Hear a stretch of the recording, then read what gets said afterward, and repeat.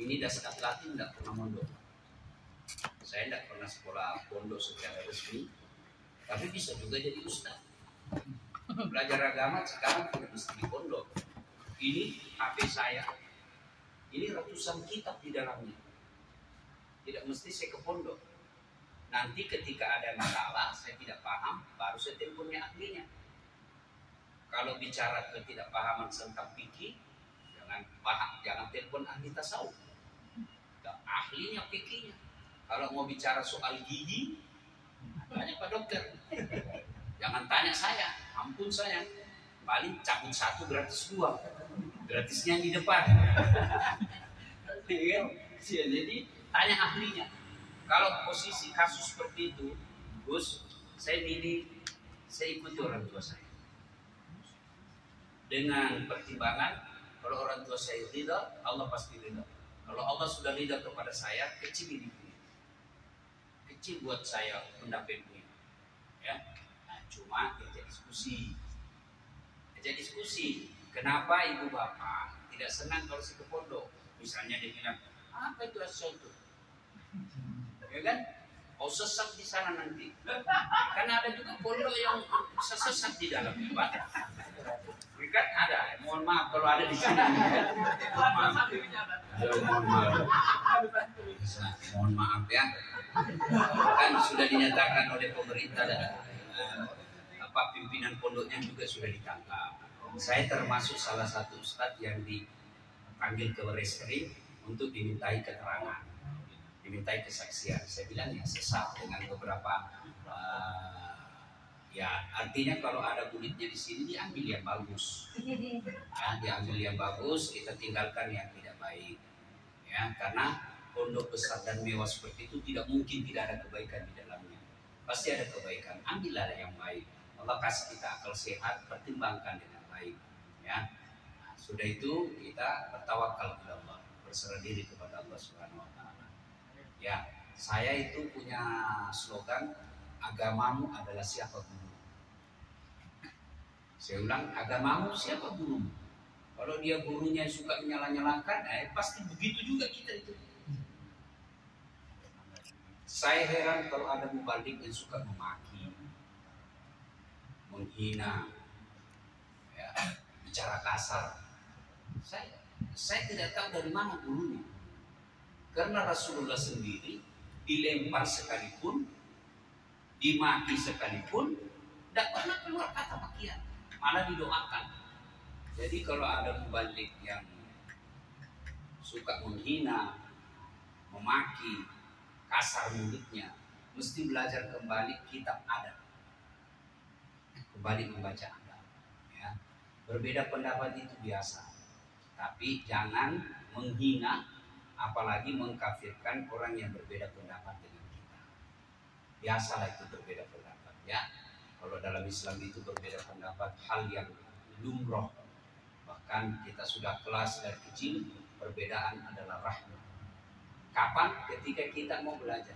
Wah, saya mau debat besok. Dia buka kitab, itu rahmat. Tapi kalau dia bilang, saya cari santet dulu, manusia dia menceret besok, dia tidak datang. Ya Gus ya, kasih. Saya intinya kalau saya pada posisi itu, maka saya akan ikuti orang tua saya. Karena belajar agama tidak harus di pondok.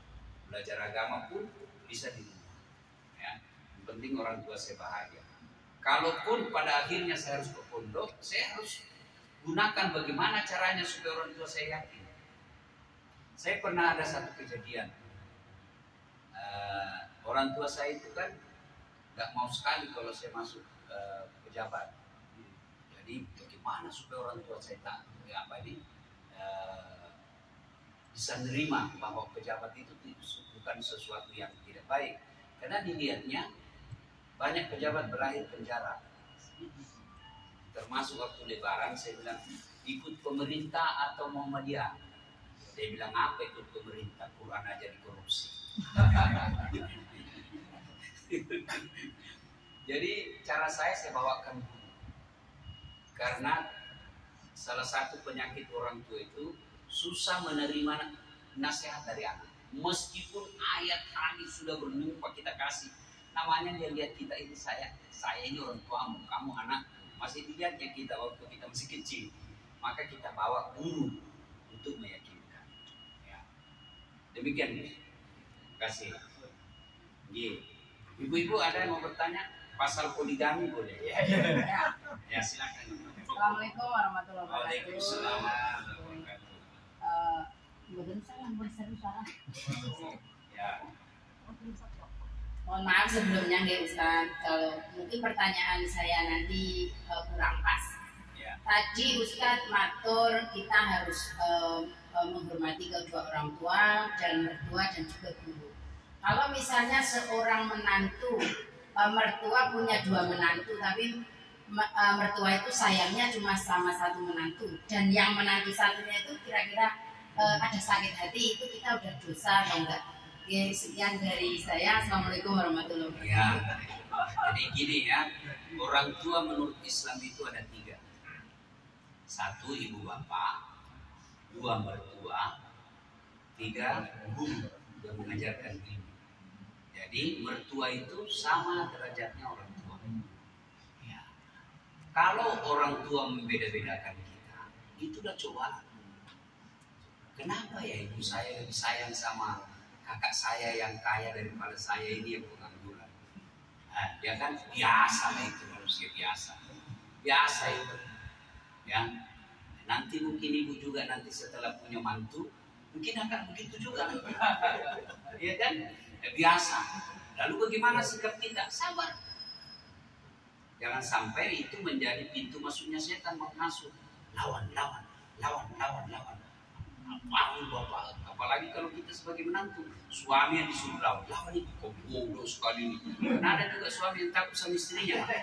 Ada di sini takut sama istri. Aduh, berhenti kau jadi laki-laki. Masa takut sama istri? Dia bilang susah kalau ngamuk dia pecahkan piring. Ya, alhamdulillah bisa punya piring baru. Dia pecahkan televisi, alhamdulillah murah pembayar listrik. Piring, gelas, TV bisa dibeli kembali. Tapi harga diri sebagai suami tidak boleh diinjak-injak istri. Takbir. Yang takbir itu dia yang takut sama istri. Bisa tidak takbir kan? Jadi ini penting juga ibu tahu. Jangan sampai gara-gara istri suami durhaka sama orang tuanya.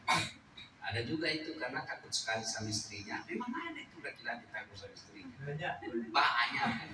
Mau poligami, kau poligami kalau kau takut sama istrimu. Istrimu aja sudah pegang remote, kau sudah tidak bisa macam-macam. Udahlah, kalau begitu ibu, didik sama anak.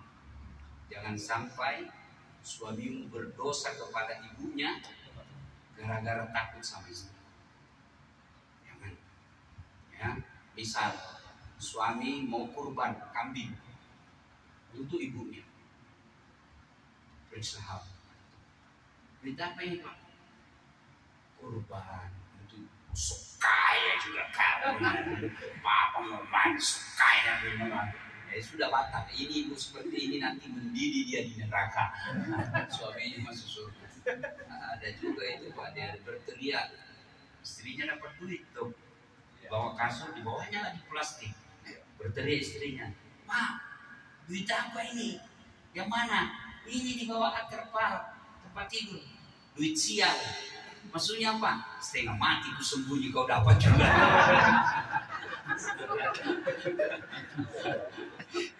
Ya, jangan sampai gara-gara istri akhirnya suami durhaka sama orang tuanya. Kalau perlu istri yang motivasi. Kalau saya amalkan, kalau mertua saya datang, saya kasih duit. Kalau ibu bapak ibu saya datang, istri saya kasih duit. Ya, jangan malah sembunyi. Datang ibu, cepat. Jadi lihat istri saya cepat. Ini sudah tanda-tanda tidak berkah rumah tangga. Kalau rumah tangga sudah tidak berkah, tidak diridai Allah, biar mewah bagaimana rumahmu, tidak ada ketenangan. Bisa jadi rumah itu ditempati berzina oleh anak. Ya, saya tadi ada cerita dan ini kisah nyata. usia 14 tahun, masih SMP. Hamil. Saya tanya, gimana kok bisa hamil? Tidak bisa kok masuk hotel, pasti tidak mungkin dikasih. Dia bilang di rumah saya. Bayangkan kalau rumah kita ditempati, ditiduri oleh cowok. Itu salah satu sebabnya kalau rumah kita tidak berkah. Rumah tidak berkah salah satu sebabnya kalau penghuninya tidak baik sama orang tua. Birrul walidain. Maka sekali-kali kalau pulang kampung nanti ada rezeki, balik ke kampung, panggil mertua. Masak kesenangan buat orang tua. Sepele, hal sederhana. Tapi itu yang membuat orang tua, mertua kita senang. Begitu orang tua dan mertua senang, maka Allah akan bukakan pintu kebahagiaan dalam rumah tangga. Tapi kalau yang kita masak beliau nggak suka gimana? Masak yang beliau senang. Hampir setiap hari. Masak yang dia senang. Kalau dia tidak kalau dia tidak senang, yang penting niatnya ibu. Innamal a'malu binniyat.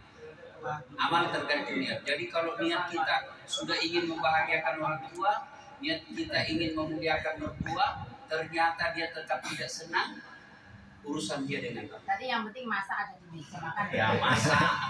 Tapi kalau bisa cari masak tidak ada masakan kesenangannya. Tidak mungkin. Seperti saya, masakan kesenangan saya itu ikan kering. Kalau sudah ada ikan kering, aduh, lahap saya sudah makan. Biar ada daging apa, kalau tidak ada ikan kering, tidak bisa saya makan. Saya senangnya ikan kering, maka saya ketawain ini bawa ikan kering lagi. Lolos di bandara kemarin. Malah sudah diperiksa saya dalam itu ditangkap ini dan lolos ini. Lolos, alhamdulillah, berkah salawat. Ya pasti ada masakan kesenangan. Ya itulah. Jangan malah yang tidak disenang kita masak. Orang tua kita tahu bahwa dia hipertensi, semua asin. Baru dulu orang tua kapan datang, baru kamu pulang. Ya, orang mertua adalah orang tua kita juga. Mestinya sujud syukur. Datang mertua sujud syukur. Alhamdulillah kau kirim orang tua ini ke sini. Saya tidak perlu lagi repot-repot pulang kampung. Gara-gara inilah orang tua sehingga saya punya suami. Coba kalau tidak ada orang tua ini punya anak, mungkin sampai sekarang saya masih jadi gasturi. Tahu gasturi? Gadis tua Republik Indonesia.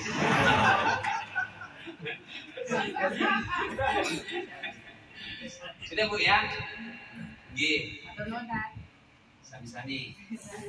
Ada lagi? Ada Ibu? Bagaimana supaya suami setia? Suami setia bukan dengan cara periksa HP. Enggak. Makin kau periksa HP-nya makin cerdas dia. Kau tahu? Saya alami. Makin diperiksa makin cerdas kita. Ini yang begini, kok buka apa? Dia harus pakai mata, pakai iris mata, pakai sidik jari, pakai password. 3 lapis untuk membuka. Tapi apa itu sudah aman buat suami? Tidak. Kalau mau menjaga suami, hadir di hatinya. Kalau sudah hadir di hatinya, perempuan manapun goda dia tidak akan. Bagaimana mungkin? Tidak mungkin suami bisa hadir di hati istri, ibu hadir di hatinya kalau kasar. Meskipun ibu tidak senang sama suami, sopan bicara. Datang suami kita sambut dengan tenang. Assalamualaikum, kakanda aku Arjuna. Dia ada di Indonesia, ya telepon, video call. Hai bang, assalamualaikum kakanda. Aduh makin cakep aja bang. Mulai senang tuh. Cakep sekali kok kulihat hari ini bang. Berarti kemarin saya jelek. Ini juga tidak tahu dipuji juga. Ya, ini kelemahan kita laki-laki. Padahal itu adalah ajaran Nabi. Puji istri. Kelemahan kita laki-laki itu sangat malas memuji istri. Padahal itu bagian dari perintah agama. Puji. Jadi cara supaya suami setia itu, ya, akhlak mulia. Kalau akhlaknya mulia istrinya, siapapun yang goda tidak akan tergoda. Ya, sama saya jujur. Banyak perempuan janda-janda yang menggoda. Banyak. Alasan pertama curhat. Ustaz, baru meninggal suami saya, adakah doa-doa penenang jiwa? Saya kasihlah doa-doa. Lama-lama dia bilang, Ustaz mau kau menjadi imam dalam hidup ini? Maaf, saya bukan imam, saya penceramah. Tapi istri saya itu luar biasa. Apalagi saat saya sakit itu, saya sangat yakin ini istri saya penghuni surga. Tidak pernah keluar rumah kecuali izin sama suami. Pun kalau keluar pasti ada mahramnya teman. Duitnya, laporannya lengkap. Dikasih duit kalau pergi 1,5 juta lengkap tuh. Beli ini, lengkap total. Masih ada sisa 200.000. Apa suami mau macam-macam kalau begitu istri? Datang mertua dia hormati. Datang iparnya dia muliakan. Mana kita bisa macam-macam? Saya mau keluar rumah, diciumnya dulu saya tuh. 5 kali 5 tempat itu. Saya biasa sampai malu sama sopir saya.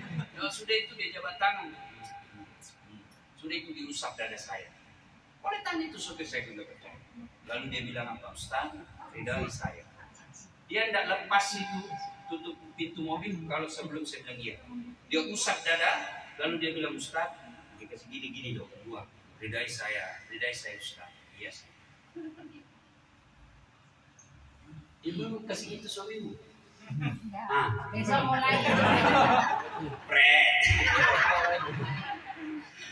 Kalau ibu kasar, tidak menghargai mertua, datang ipar juga kita tidak muliakan. Oh, pulang kampung suamimu dia kompori sama mamanya yang kompori. Apa itu? Kau sudah setengah mati merantau ke Taiwan, penghasilanmu sudah habis semua sama istri. Apa itu istrimu tidak tahu hormati kamu? Kasarnya minta ampun. Sudah ceraikan aja dia. Saya carikan pos sepupumu yang lebih bagus. Ibunya, tapi kalau ibu baik sama mertua, begitu dia dengar anaknya kami lagi, mertuamu yang bilang kamu. Saya dengar kamu macam-macam, apalagi kau macam-macam. Coba kau dapat perempuan belum tentu lebih baik daripada itu istrimu sekarang. Coba lihat itu istrimu sekarang. Jaga kalau kamu kawin lagi, haram air susu. Mertua yang membela. Tapi kalau kita kasar, dia yang kompori anaknya. Kau kawin lagi, saya kasih kau sepupumu. Ya, akhlak. Jadi akhlak yang paling penting doa. Nah, ibu kalau sudah sholat tahajud, ya ada namanya sholat hajat. Sholat hajat ini khusus punya hajat besar kepada Allah. Sholat minimal 2 rakaat. Sudah itu berdoa, ya Allah lindungi suami, buat dia senang kepada aku, palingkan dari perempuan jahat, buat dia pusing kalau dia tidak video call saya dalam 24 jam. Bingung lagi terima video call terus ya. Coba amalkan itu, doakan. Ya, insya Allah. Kalau Allah yang titipkan hatinya, tidak ada perempuan yang mampu menggodanya. Doa. Dan doa itu tidak harus bahasa Arab. Kadang-kadang kan kita berdoa itu mengapa? Kita lihat buku doa-doa, lalu kita hafal, kita tidak tahu artinya. Bingung malaikat, apa maksudnya ini? Mau dipelihara suaminya, ternyata doa yang dia baca, doa minta hujan. Kan bingung malaikat. Jadi doa itu tidak harus bahasa Arab. Doa itu memakai bahasa ibu. Apa bahasa ibu? Bahasa sehari-hari. Curhat.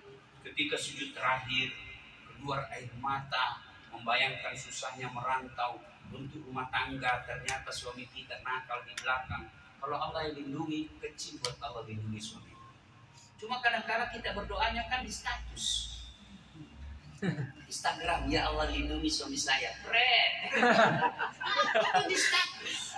Semua temanmu 500 di situ temanmu, semua temanmu langsung tahu lagi bertengkar sama suami. Jangan berdoa di status. Dan tak ada itu berdoa di status. Berdoa di atas sajadah. Berdoa selesai sholat. Jangan berdoa di status. Tidak ada diajarkan itu berdoa di medsos. Ada ya. Mau didoakan di ini ada. Doa orang meninggal aja kita copy paste itu dan didari. Ya. Oke, atur nuwun. Sami-sami. Ada lagi? Ya, monggo. Kalau anak yang durhaka pada orang tua kan beda. Tapi kalau orang tua yang durhaka pada anak apa ada? Tidak ada orang tua durhaka sama anak ada. Yang ada adalah orang tua yang mengabaikan tanggung jawabnya kepada Allah. Jadi bertanggung jawabnya kepada Allah. Jadi kalau saya punya anak lalu saya tidak didik, saya tidak sekolahkan, saya tidak asuh dengan baik, saya tidak durhaka sama anak saya, tapi saya berdurhaka kepada Allah. Saya tanggung jawab kepada Allah. Nanti ditanya, mana bapaknya ini? Kok bisa anaknya seperti ini? Maka orang tua itu tidak wajib memberi hidayah, hanya wajib mendidik. Hidayah datang dari Allah, bukan kita. Kurang apa Nabi Nuh?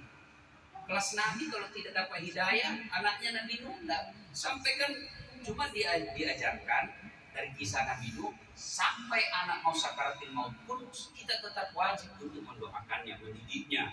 Itu kan sudah timbul tenggelam kan anaknya Nabi Nuh, tapi masih disuruh naik perahu, naik sini nak, naik sini nak. Padahal sudah sakaratil maut, sini naik nak, sini naik. Anak Nabi Nuh enggak mau. Jadi mendoakan anak sudah menikah pun kita tetap doakan. Ya, alangkah bahagianya kita anak tiga ketika kita sudah uzur.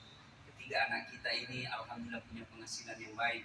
Masing-masing anak kita yang tiga berkata 1 bulan 2 juta untuk bapak. Gaji bapak setiap bulannya 6 juta dari anaknya. Nah, ada anak kita yang merantau, dia telepon adiknya, karena kamu sama orang tua semua keperluan fisik orang tua kamu yang urus, tapi keperluan materi saya tahu. Nah, ini namanya bagi tugas. Dan ketika mau seperti itu, jangan pikir setan menyerang. Setan membujuk kita itu. Setan membujuk, ngapain kau kirim tiap bulan? Ada saudaramu yang lebih banyak duitnya. Itu bisikan setan. Ya, ada orang tua sakit, itu nikmat dari Allah untuk mendapat pintu masuknya surga. Tidak semua anak diberi nikmat orang tuanya sakit, tidak semua. Kalau orang tua sakit itu pintu lebar masuk surga. Tapi kalau anak durhaka ya dia mengeluh orang tuanya sakit. Ada kadang-kadang curhat, Ustaz, orang tua saya makin rewel.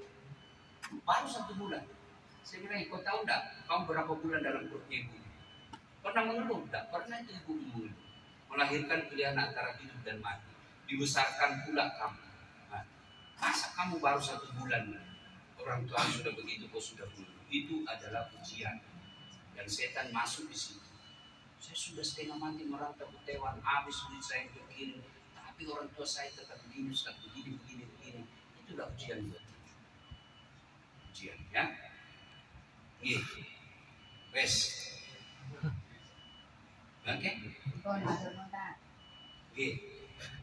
Doa mendapat jodoh. Ya.